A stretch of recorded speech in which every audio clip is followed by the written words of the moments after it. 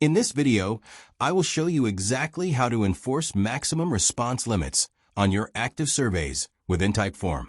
Managing the number of entries you receive is a fantastic way to handle limited giveaway slots, cap registration for an event, or simply ensure you do not exceed your monthly plan limits. To get started with this process, the first thing you need to do is open your specific form inside the Typeform editor interface.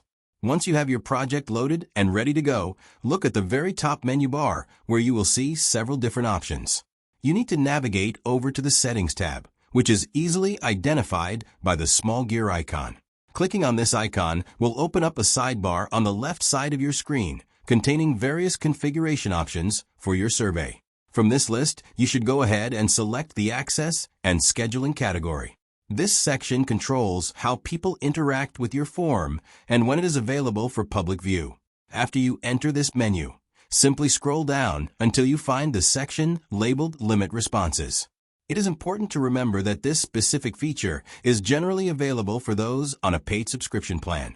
If you meet that requirement, you can simply toggle the switch to the on position. Once the toggle is activated, a field will appear where you can manually type in the exact maximum number of survey responses you want to allow.